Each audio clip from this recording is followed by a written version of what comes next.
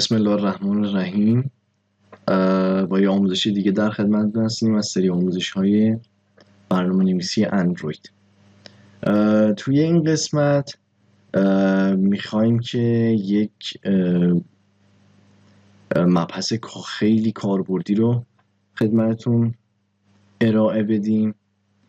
یه مبحثی که تو خیلی از اپلیکیشن‌ها کاربرد داره، یعنی شما توی بسیار از اپلیکیشن‌ها با این موضوع برخورد میکنید. اینکه شما برین و برنامه دوربین رو باز کنین، یه عکس بگیرین و اون عکس گرفته شده رو بیارین توی برنامه خودتون. نمیدونم منظورم متوجه شدین یا نه. دقیقاً مثل اپلیکیشن های مسنجری که هستن، مثل تلگرام یا واتس اپ، که شما وقتی بخواین به اصطلاح یه دونه عکس واسه پروفایل کاربریتون ست کنین، حالا یا شما میتونید از گالری برین اون عکس رو انتخاب کنین، یا اینکه مستقیما برنامه دوربین گوشی رو باز کنین و مستقیما یه عکس از اونجا بگیرین و بیارین توی اپلیکیشنتون. توی این جلسه میخوایم به این موضوع بپردازیم. خب مثل همیشه ابتدا یه نیو پراجکت رو درست میکنیم، empty activity با نام کامرا. مینیمم استیکی رو روی 17 میذاریم، لنگویج جاوا و فینیش رو میذاریم.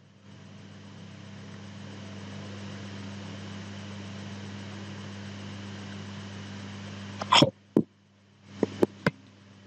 این مقدار طول میکشه تا فایلامون توی این پوش ایندکس بشه، فایل های مورد نیازمون. یه مقدار صبر میکنیم.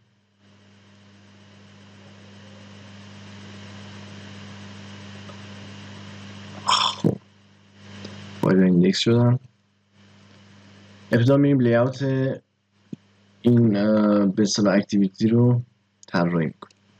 خب مثل همیشه این کانسترنت لیاوت رو از میکنیم و میجاش حالا یا ریلیتیو لیاوت به صورت نسبی ما میخوایم عناصر درون صفحمون رو بچینیم، یا به صورت لینیر و خطی. خب لینیر چون آسون هستش، لینیر لیاوت رو میذاریم اتریبیوت اورینتیشنش رو ورتیکال قرار. خب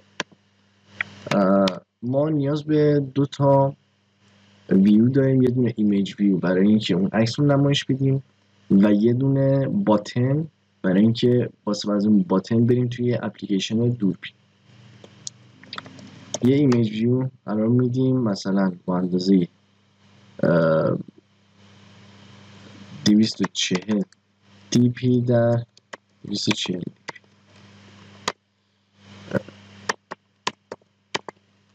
آیدیش رو ست میکنیم ایمیج ویو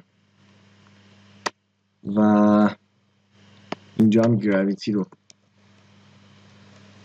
ست میکنیم که عناصر صفحه‌مون توی مرکز صفحه قرار بگیرن. و زیر این هم یه دونه باتن قرار میدیم، رپ کانتنت تکستش رو go to camera قرار میدیم. آیدی برش ست میکنیم btn go btn camera. حالا استاندارد خاصی من واسه اینها در نظر نمیگیرم، منتها شما وقتی که برنامه نویسی میکنید حتما واسه فایل های XML تون واسه نامگذاریشون یه سری استاندارد داشته باشین. مثلا اول نام ویو، بعد نام اون اکتیویتی قراره ازش استفاده کنیم و بعد اون کاری که قراره اون به اصطلاح ویو انجام بده. اینها یه سری استانداردها واسه خودتون تعریف کنید و حتما روی اینا پایبند باشین. منتها چون این پروژه آزمایشی و کوچیکی هستش، زیاد نامگذاری ها مهم نیستش. یه مارجین تاپ هم بهش میدیم که با عکسمون یه مقداری فاصله داشته باشه. خب اینجا هم اگه بخوایم که به صورت تستی یه سورس بهش بدیم، آیسی لانچر، اینجا این رو میبینیم. خب کارمون با لی‌آوت تموم شد. میریم توی کلاس جاوا. یک ایمیج ویو داشتیم، ایمیج ویو و یه دونه باتن داشتیم btn ایمیج ویو مساوی find view by id. ما میایم از XML این به اصطلاح ویو رو دریافت میکنیم ایمیج و btn مون هم مساوی find view by id or not id btn کمر. خب اینها رو دریافت کرد و اما شما مثل هر سرویس دیگه‌ای که میخواید از اندروید استفاده کنید، برای سرویس کامرا و دوربین هم شما به پرمیژن نیاز دارید. ما ابتدا میریم و توی اندروید منیفست پرمیژن کامرا رو دریافت میکنیم. پایین صفحه یوزرز پرمیژن کامرا. خب همونطور که اطلاع دارین از اندروید 6 به بعد ما مبحث رانتایم پرمیژن ها رو داریم. پس باید این رو هم توی اپمون هندل کنیم که کاربرانی که از اندروید مارشملو و یا بالاتر استفاده میکنن، از اندروید بالاتری استفاده میکنن، دچار خطا نشن و اپشون و اپ ما توی موبایل کاربران کرش نکنه. خب اینجا یه متد چک پرمیژنز رو قرار میدیم و این کرییت میکنیم این متد رو. if check self پرمیژن منیفست، پرمیژن ها توی کلاس منیفست قرار دارن، بسیار توی کلاس پرمیژن قرار دارن. کلاس پرمیژن یک کلاس درونی توی کلاس منیفست هستش که یه سری به اصطلاح متغیرهای ثابت داره که این پرمیژن ها هستن. پرمیژن کامرا اگر مخالف بود با package manager dot permission granted، یعنی گرانت نشده بود این پرمیژن، بیا و یه ریکوست پرمیژن بده. یه ریکوست پرمیژن بده برای ما. اینجا پارامترهای ورودیش یه آرایه‌ای از استرینگ ها به نام پرمیژنز و یه ریکوست کد. آرایه از استرینگ ها آرایه‌ای از نام پرمیژن هایی که ما از کاربر درخواست می‌کنیم. new string array permission manifest permission dot camera. پرمیژن کامرا رو از کاربر میخوایم با چه کدی. این همون کدی است که هنگام ریسپانس این کد به ما برمیگرده که مطمئن بشیم آیا این ریسپانسی که برای ما اومده آیا دقیقاً پاسخ اون ریکوستی است که ما دادیم آیا. خب اینجا یه ثابت تعریف میکنیم int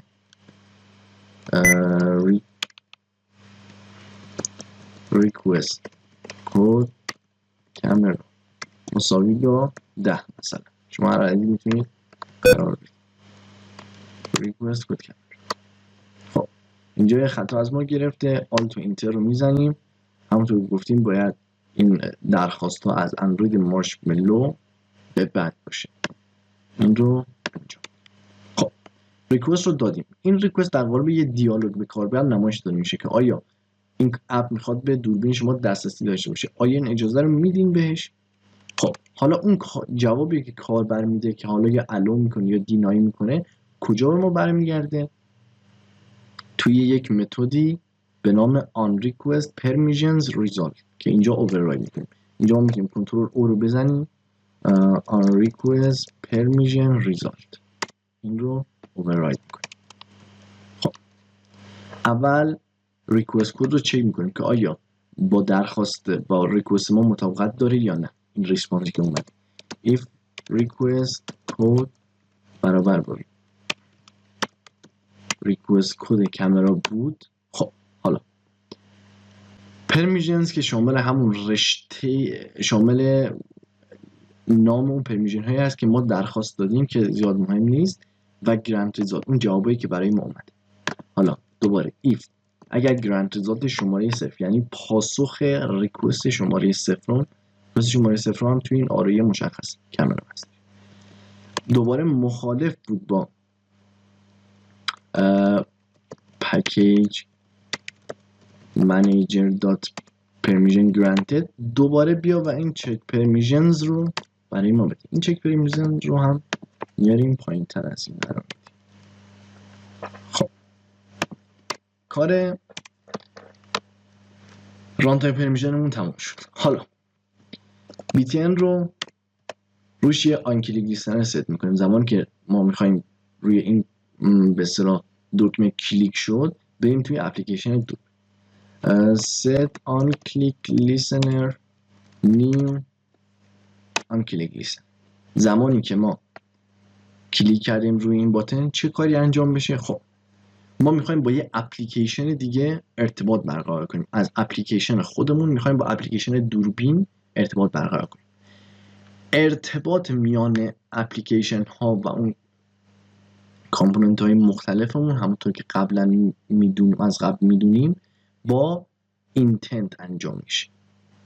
پس اینجا یه اینتنت تعریف میکنیم، اینتنت مساوی نیو اینتنت. خب اینجا دیگه نمیگیم ما مثلا از مین اکتیویتی میخوایم بریم به فرض مثال به سکند اکتیویتی دات کلاس. چرا؟ چون داخل اپلیکیشن ما نیستش برنامه کامل. پس ما میایم و از به اصطلاح media store dot action ایمیج کپچر رو انتخاب کنیم. اگر خواستیم فیلم برداری کنیم اکشن ویدیو کپچر رو استفاده می‌کنیم. ویدیو کپچر، چون ما می‌خوایم اینجا عکس بگیریم و توی اون ایمیج بیرون نمایش بدیم اکشن ایمیج کپچر رو استفاده کنیم. اکشن‌های خیلی دیگه هستن، مثلا ستینگ ما می‌خوایم بریم به قسمت وای فایش. اینجا ستینگ مثلا اکشن وای فای، اینها رو می‌تونیم توی اینترنت هست و می‌تونیم جستجو کنیم. خب این اینتنت رو ما می‌خوایم بفرستیم، منتها اینتنت زمانی که فرستادیم ما می‌خوایم عکس رو برگردونیم، پس ما باید منتظر یه ریزالتی باشیم. پس اینجا استارت اکتیویتی نمی‌کنیم، استارت اکتیویتی خالی رو نمی‌ذاریم، چون ما می‌خوایم منتظر یه ریزالتی باشیم. استارت اکتیویتی فور ریزالت، اینتنت رو بهش میدیم و یه ریکوست کدمون دوباره اینجا تعریف کنیم. اینتنت ریکوست کد اینتنت مثلا 105 103 مثلا، حالا هر عددی که شما دوست ریکوست کد اینتنت. خب این اینتنت انجام میشه، میره توی اپلیکیشن دوربین، منتظر میمونه تا کاربر یه به اصطلاح اکشنی انجام بده، حالا یا دوربین یا عکس بگیره یا عملیات رو کنسل کنه. خب ریسپانس رو ما از کجا میگیریم؟ ریسپانس اینجا تابع اووررایدش میگیم تابع on result on activity result، ریزالت هایی که واسه اکتیویتی ما میان. خب دوباره اینجا مثل همون on request permission result اینجا هم یه ریکوست کد داره. دوباره اینجا چک کنیم اگر این ریکوست کدمون برابر بود با ریکوست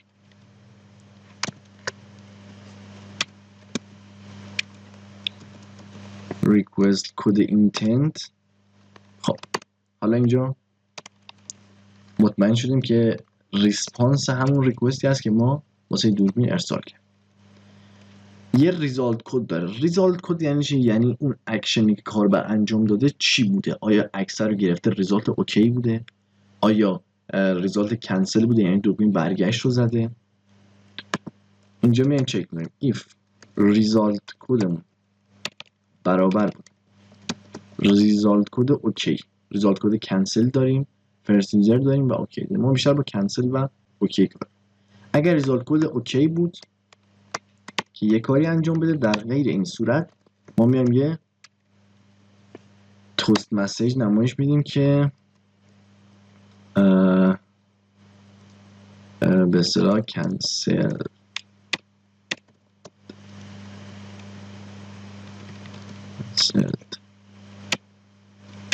اینجا میایم و میگیم که error in image capture. حالا شما هر ایمیجی که هر به اصطلاح مسیجی که میخواین نمایش بدید یا هر اکشنی که میخواین انجام بدید. اگر ریزالت اوکی بود و کاربر عکس رو گرفته بود، حالا ما میایم این عکس رو دریافت می‌کنیم. از کجا؟ از این دیتایی که برای ما اومد. دیتا دات در قالب اکسترا ما میومدیم و داده ها رو بین این تنت ها جابجا می‌کردیم. دیتا دات get extra دات get با کلید دیتا، با کلید دیتا این عکس واسه ما میاد و یه بیت مپ به ما برمیگردونه. اینجا یه شی بیت مپ به ما برمیگردونه، آبجکت بیت مپ به ما برمیگردونه. اینجا میتونیم توی بیت مپ ذخیرهش کنیم، میتونیم هم مستقیم اون ایمیج نیویی که داشتیم دات ست ایمیج بیت مپ و توی این قرارش بدیم.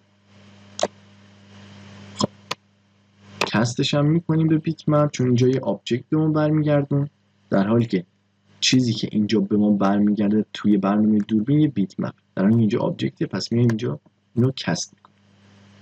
خب اپلیکیشن رو اجرا میکنیم، ببینیم آیا اکسپشن داریم یا نه. من ویدیو رو پاز میکنم تا حتی بالا اومد اپلیکیشن ما. این از برنامه قبلی مونده.